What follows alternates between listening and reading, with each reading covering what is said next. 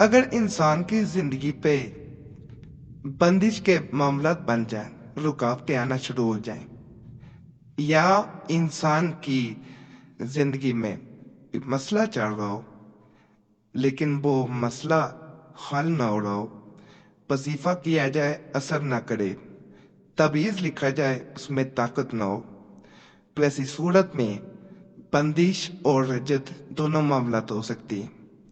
बंदिश इंसान के मामलात में रुकावटें आना, किसी की तरफ से जादू के जरिए भी बंदिश लगवाई जाती है कि फलां इंसान की शादी ना हो पाए, फलां इंसान के रिस्क में जो है वो तंगी हो जाए, फलां इंसान के मामलात जिस तरफ जाए उसके दरवाजे बंद हो जाएं, मामलात रुक जाएं। और बाज मामलात में ऐसा देखा गया कि इंसान किसी भी परेशानी या मुसीबत से निकलना चाह रहा होता है, उससे बचना चाह रहा होता है, लेकिन वो उतना ही उस मामले में, उस परेशानी में फंसता चला जाता है।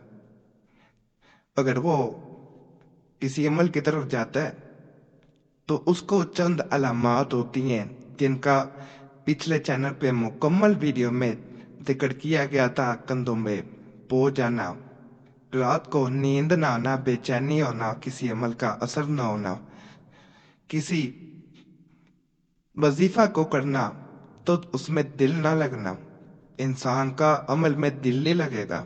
अगर वो वजीफा पढ़ता है तो उसका दिल चाहेगा कि मैं वजीफा ना पढ़ूं, और अल्लाह का नाम लेगा तो उसका दिल उसमें नहीं लगेगा।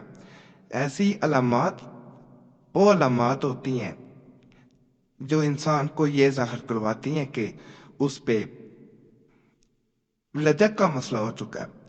नजर बद और बंदिश का तोड़ किताब में से आज का बड़ा खास अमल बता रहा हूँ जो रजत के लिए और बंदिश दोनों के लिए बड़ा खास है।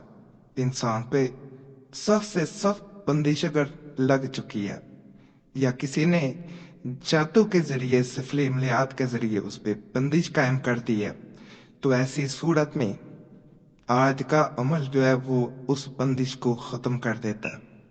और अगर रजत का मसला है तो उसके लिए भी आज का अमल बड़ा खास है। अल्लाह के फजल से इस अमल को करने के बाद आपका हर वजीफा असर करेगा, हर अमल पुरतासीर हो जाएगा और हर काम इंशाल्लाह अपनी तकमील को पहुंचेगा। यकीन कामिल के साथ अमल अगर किया जाए तो अल्लाह के फजल, अल्लाह के करम से आपके मामलात में एक ऐसी आसानी पैदा होती है, एक ऐसे मामलात बनते हैं कि इंसान कभी सोच भी नहीं सकता।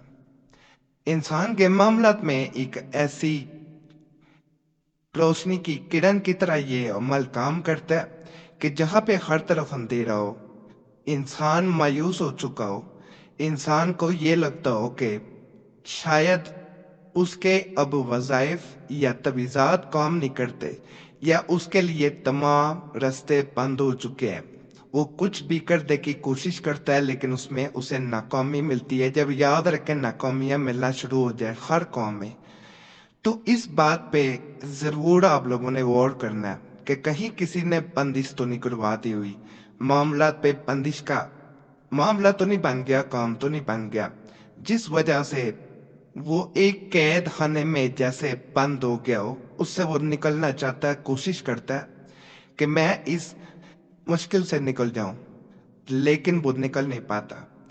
ऐसी तमाम सूरत हाल में कभी मायूस नहीं होना। जो इंसान कमजोर होते हैं, जो इंसान कभी भी मुश्किल का सामना नहीं कर पाते, याद रखिएगा उन पे ये मामलात मजीद सख्त होते जाती है। अल्लाह सबसे ताकतवर है, अल्लाह दुनिया को, कायनात को कायम करने वाला है, उसके अख्तियारात में सब कुछ है, उसने तमाम मखलूकात को तख्लीक किया है। तो उस खालिक से जो पुरुमीद रहता है हर मुश्किल में, चाहे किसी ने बंदिश लगवा दी हो या बंदिश लग गई हो, चाहे रजत का मसला हो गया हो, खत्म ना होता हो, تو انشاءاللہ اللہ سے مانگنے والا کبھی میں نے ناکام ہوتے نہیں دیکھا۔ آج کا عمل ایک ایسا عمل ہے جو رجت کو بھی ختم کرے گا، جو آپ کی بندش کو بھی انشاءاللہ آپ سے دور کر دے گا۔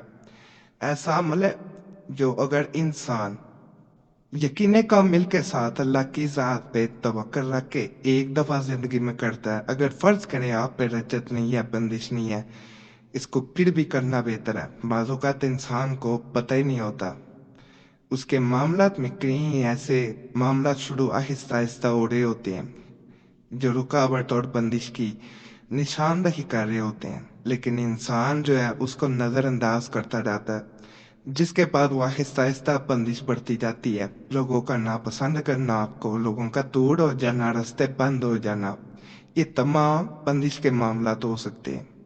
باقی ہر کام میں رکاوٹ اور بندش ختم کرنے کے لیے، سخت سے سخت بندش اور رکاوٹ دور کرنے کے لیے ایک خاص عمل میں بتا رہا ہوں۔ اس وظیفہ کو آپ نے یا علی یا عظیم لا الہ الا اللہ العظیم الحلیم، یا علیم یا حلیم لا الہ الا اللہ العظیم الحلیم، اس طرح آپ نے 34 بار 34 ٹائمز پڑھنا ہے۔ اللہ کے فضل سے سخت بندش ختم ہو جائے گی۔ آپ نے پڑھنے کے بعد اپنے اوپر پھونک مارنی ہے۔ اول و آخر درود پاک پڑھے 11 دفعہ شروع میں، 11 دفعہ آخر میں، یعنی 11 دفعہ ہی سٹارٹنگ میں، اینڈ میں بھی 11 دفعہ پڑھیں۔ درود ابراہیمی پڑھنا بہتر ہوتا ہے۔ عمل کو باوضو ہو کے کریں، ناپاکی میں عمل نہیں کیا جاتا۔